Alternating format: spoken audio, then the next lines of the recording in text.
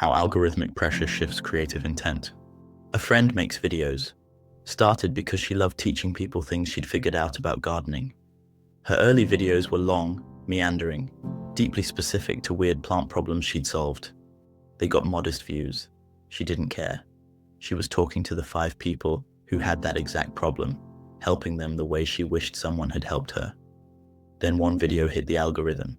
Shorter, broader, more clickable title. Suddenly, 100,000 views. She was thrilled.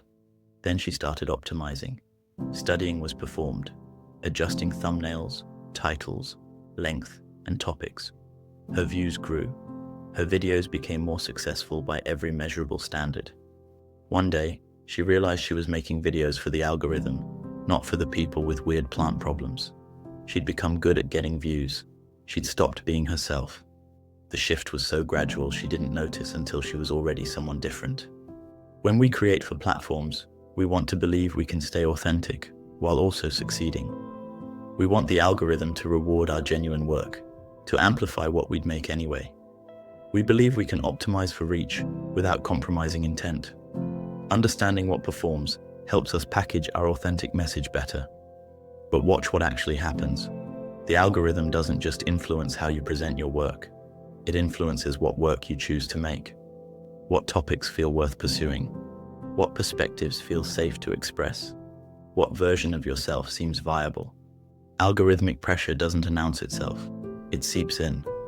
We romanticize the creator who beats the algorithm while staying true to themselves, the artist whose authentic work happens to go viral, the writer whose genuine voice is exactly what the platform wants. Those stories are real but rare, and they obscure a harder truth. For most creators, sustained platform success requires bending toward what the algorithm rewards. Not completely, not immediately, but incrementally, over time, in ways that feel like smart strategy, until you realize you've lost track of your original intent. This pattern appears everywhere once you start looking. The photographer who loved shooting empty streets starts shooting more people because portraits perform better. Not a conscious compromise, just noticing what gets engagement, adjusting slightly, then adjusting again. The writer who started exploring complex ideas begins simplifying, because nuanced takes don't get shared. Each piece gets a little more definitive, a little less uncertain, a little more aligned with what spreads. The musician who made weird experimental sounds starts smoothing edges, because Spotify's algorithm rewards accessibility. The changes are subtle. The sound gradually becomes something else entirely. The shift happens in the gap between what you notice performing and what you tell yourself you're doing. I'm just making it more accessible. You're making it more generic. I'm learning what resonates. You're learning what the algorithm promotes, which isn't the same thing. I'm being strategic. You're being shaped. The algorithm optimizes for engagement, not for what matters. Platforms want attention. More views, longer watch time, higher engagement. Their algorithms are extraordinarily good at finding what achieves that. But engagement doesn't correlate with importance, depth, truth, or craft. It correlates with what triggers the particular metrics the platform values. Something can be deeply meaningful and get no engagement. Something can be shallow and viral. The algorithm can't tell the difference and doesn't care.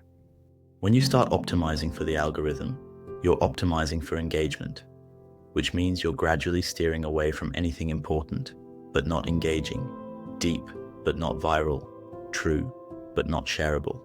The feedback loop is immediate and addictive. Create something, see the numbers, feel the rush or the disappointment, adjust, repeat. That loop is powerful because it's concrete and fast. You know immediately whether something worked, and your brain gets trained. This type of thing works, that type doesn't. But works means performed well algorithmically.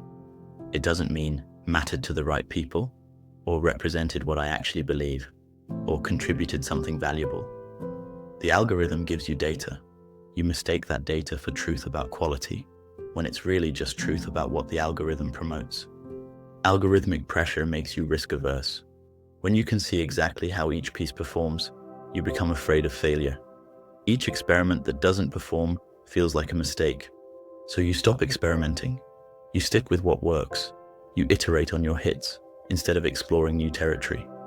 The problem, breakthrough work, almost always comes from risk, from trying things that might not work, from going where you're unsure. Algorithmic feedback punishes that. Every time you try something new and it underperforms, you get concrete data that you should have used to stick with the formula. Over time, your work becomes more consistent and less interesting. You've optimized yourself into a corner. You start creating for an imagined audience, not real people. When you optimize for the algorithm, you're not really creating for humans anymore.